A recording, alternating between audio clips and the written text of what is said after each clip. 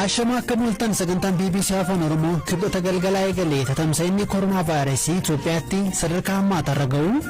Dhibee dabalataa qaban koovidii kun dura kan hammaachaa ture. Amma garuu namootni umuriidhaanis dargaggeessa ta'anidha baay'inaan kan hubamaa jirani. Isa biras darbee keessattuu dubartoonni ulfaa.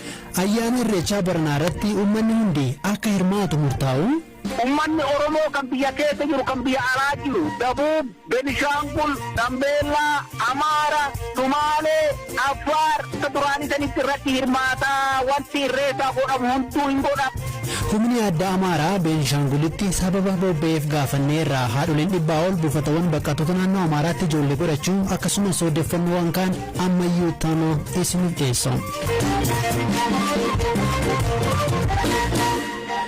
Lakkoofsi namoota Itoophiyaatti koronaa vaayirasiin qabamanii fi du'aa jiran haalaan dabalaa jira. Guyyaa kaleessaa ministeerri fayyaa Itoophiyaa akka beeksisetti guyyaa tokko qofa keessatti namoonni 38 vaayirasichaan lubbuu dhabaniiru. Erga dhiyootii kun guddaadha. Namoonni 750 ol immoo kutaa wal'aansa addaa barbaadan keessa jiru.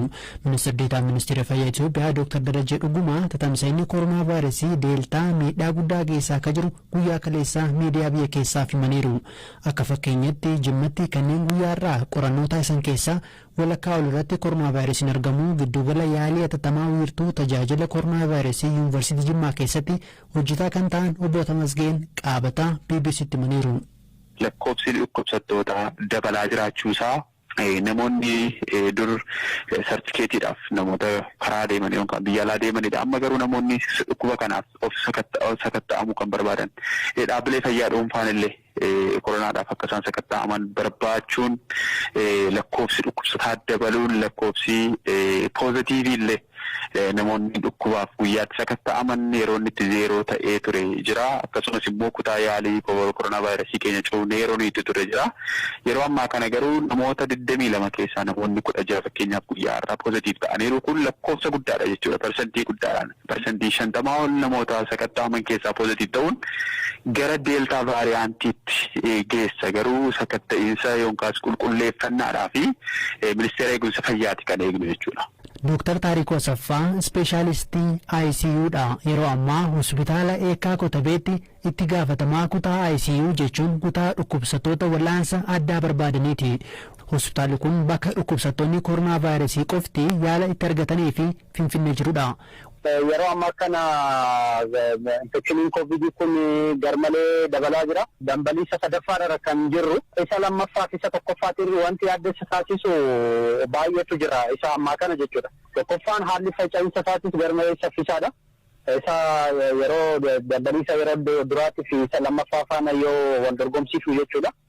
Lammaffaa immoo namootni yeroo baay'ee akkuma dhaga'amaa jiru namoota umuriidhaan xiqqoo olii kanii fi dhibee dabalataa qaban koovidii kun dura kan hammaachaa ture. Amma garuu namootni umuriidhaanis dargaggeessa ta'anidha baay'inaan kan hubamaa jirani. Isa biras darbee keessattuu dubartoonni ulfaa baay'inaan isaan kan yeroo darbeerra kan isaan dhibee kanaan hubamaa jirani. Wanti addaa inni kan biraa immoo saffisni isaas garmalee saffisaadha. Yeroo baay'ee namoonni guyyaa 5 7 tokko waan akkasii turaniiti yeroo baay'ee kan hospitaala dhufaa turani. Ammaan tana yoo ilaallu mallattoo arguu calqabanii guyyoota 2 haga 3 keessatti baay'inaan oksijiniin qaama isaanii hir'atee tajaajila veentileetaraa fi oksijinii argachuuf tajaajila yaalaa argachuuf gara hospitaalaa kan dhufanimma. Walumaa galatti haalli amma irra jiru biyyi keenya irra jirtu gaarii miti infekshinii koovidii kanaan wal qabatee jechuudha. Soole kutaan ICU yookiin immoo kutaa wal'aansa addaa bakka argamu kan hospitaala Eekaa Kotabeetti hooggananaan jettanii lakkoofsi namoota isin biratti wal'aanamaa jiran meeqaa tarii booda kan lakkoofsa dabaleera?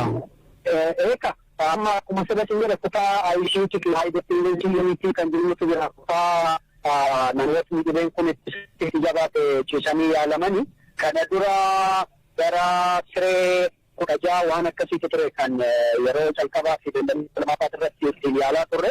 Kutaa kana keessatti duwwaa amma gara sireewwan 32tti babal'ifneera. Amma sireewwan kunniin hunduu qabamaniiru. Veentileetaroonni nuti qabnu gara veentileetaroota 30 hospitaala kana keessatti isaanis qabamaniiru. Sireewwan jiran hunduu kan guutanii fi meeshaaleen yaalaaf tajaajilanis yeroo itti guutanidha. Yeroon ammaa kun kan argamu. Lakkoofsi kun wanti dinqisiisu kan dabale torban tokkoof torban lama gidduuttidha. Lakkoofsi namoota koronaa vaayirasiin qabamanii fi du'anii booda kana maaliif dabale? Hospitaala Xuqur Ambassaa kan Yuunivarsiitii Finfinnee jala jirutti barsiisaa fi ispeeshaalistii ijoollee fi daa'immanii kan ta'an Dr. Siisaay Lammaa sanyiin koronaa vaayirasii hammaataa ta'e biyya seenuu fi sochiin uummataa dabaluu akka fakkeenyaatti kaasu.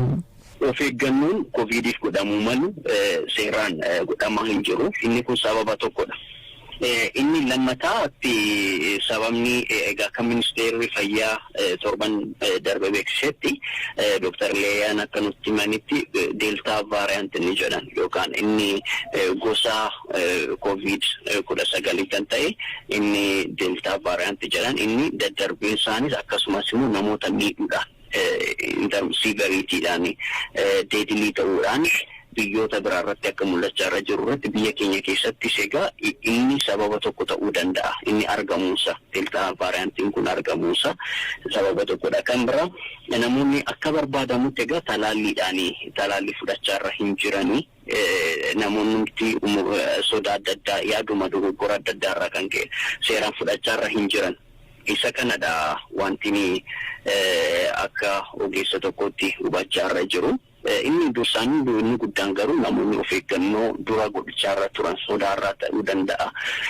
Itti barreerra amma badeera waan akkanaa inni jedhu namoonni akka of dagatan godheera. Inni kun immoo sochii karaa adda addaa amma akka biyyaatti ayyaanaan wal qabatee hiriira adda addaatiin wal qabatee fulbaana kana birraan bari'uurraan kan ka'e sochii nama baay'ee dabaluurraan kan ka'e egaa haala yaaddeessaatti dhufaarra deejjera jechaadha.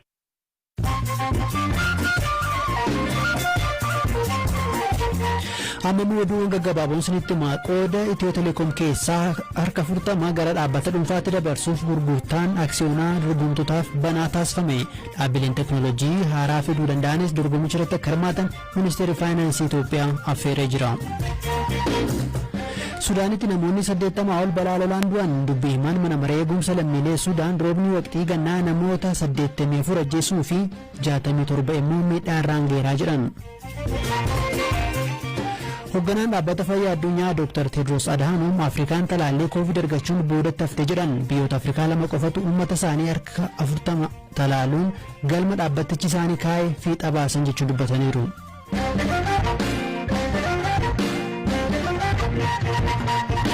Oduu biraattan ja'a dhiyoo kana aanaa bulan naannoo Beenishaangul Gumuz jirtuu fi irra deddeebiin ajjechaan itti raawwatutti humni addaa naannoo Amaaraa bobba'ameera. Kun akkamiin ta'e jennee hoogganaa biiroo nageenyaa naannoo Beenishaangul Gumuz obbo Abiyoot Olbooroo gaafanneef deebii kana kennan. አማራ ክልል ልዩ ኃይል በሁሉም አካባቢዎች ላይ በአሁኑ ሰዓት በእኛ ክልል yeroo ammaa naannoo keenya bakkee hundatti wanti adda ta'e hin jiru. Humni addaa Amaaraan alatti humni addaa naannoo Gaambeellaa komaand poostii Beenishaangul hundaa'e jalatti ramadamee nagaa kabachiisaa jira. Humni addaa Kibbaa fi Sidaamaas ni jiru. Sababa kanaaf humni addaa naannoo kamiyyuu komaand poostii jalatti socho'a. Akkuma beekamu Beenishaangul keessa hidhi haaromsaa guddicha Abbayyaa akkasumas shiroo keessaan adda bilisa baasa uummata Tigraay TPLF karaa Sudaan cabsee seenuun lammiilee nagaa fi hidhicha irratti haleellaa raawwachuuf ni yaala. Sababa kanaaf qindoominnii fi yeroo wal gargaaruun barbaachisuudha.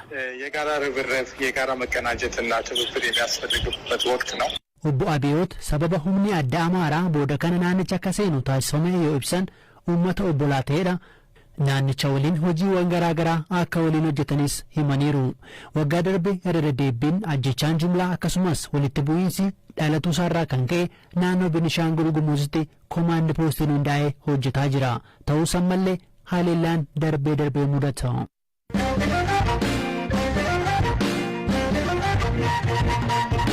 Naannoo Amaaraatti sababa lolaan namoonni qeerraa buqqa'an hedduun kan jiran kibba Walloo magaalaa Dasseedha. Kanneen keessaa haadholiin dhuunfaa fi deessuun baay'een ni jiru.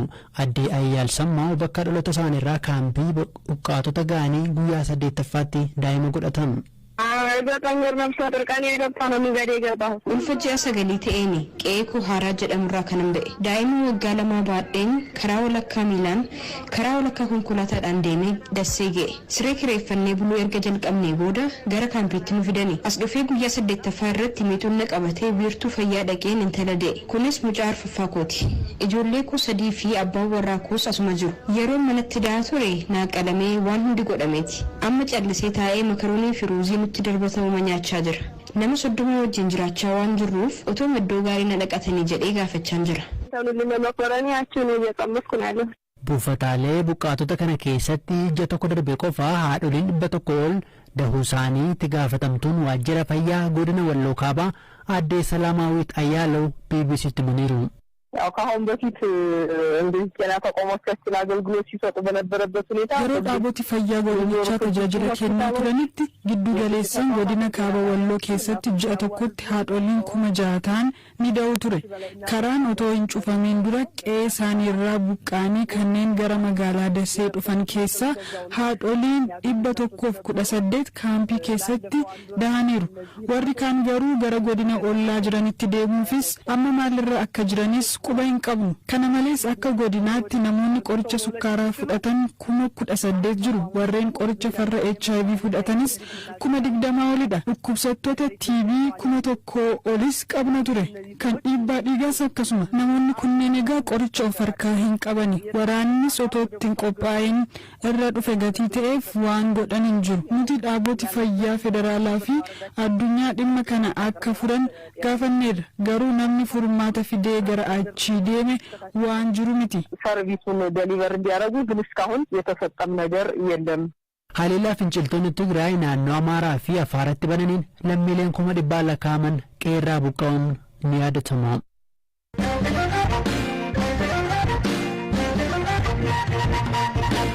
Irreecha malkaa hora Finfinnee fi hora Arsadii Barnaa irratti uummanni hundi akka hirmaatu banaa ta'uu murteessuusaa gamtaan abbootii gadaa Oromoo beeksise. Ayyaanichi bara darbee sababa weerara koronaa vaayirasiin namoota murtaa'e qofaan ture kan kabajame. Abbaan gadaa Tuulamaa fi barreessaan gamtaa abbootii gadaa Oromoo abbaa gadaa Gobanaa Hoolaa dhimmi nageenyaa fi koronaa vaayirasii qaamolee dhimmichi ilaallatuuf kennamu BBC'tti himaniiru.